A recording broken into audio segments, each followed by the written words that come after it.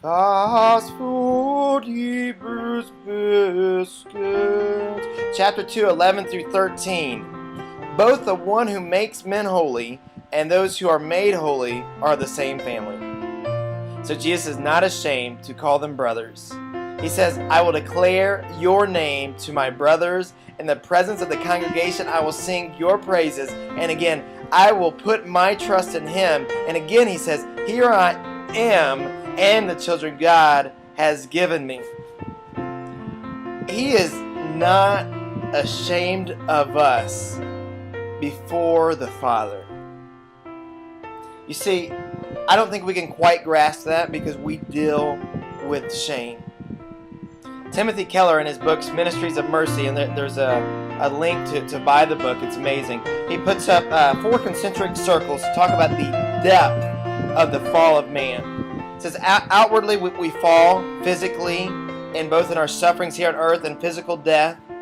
And then inside that, we have a social fall in which we have conflict with people. And we see both of these immediately with Adam and Eve, and they're beginning to blame each other. And then inside that circle, he puts a circle that says a psychological fall. That we are now ashamed. And we see with Adam and Eve hiding their nakedness. And then the core of the concentric circles is a theological fall, that we are broken in our relationship with God. And his whole premise is, as we give the healing gospel to be restored to God, it is also a gospel to bring healing psychologically, socially, and physically. And so in that, though, we deal with a fall in the area of shame. This idea of, I'm not very comfortable with people knowing exactly who I am. You can know part of me, but I don't want you to know all of me.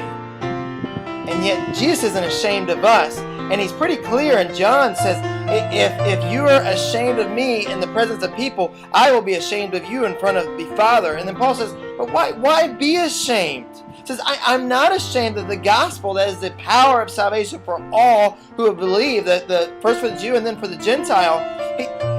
If your identity is truly, I am Jesus Christ.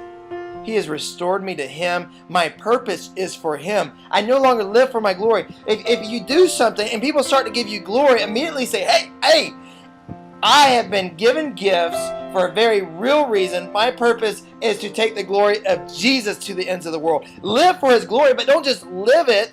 In your actions, your words need to accompany it. That's what Romans says. Romans 14 says the gospel goes out not just by doing it, it's by hearing that people get faith. Let's no longer be ashamed. Let's live proudly, gratefully for the name Jesus Christ.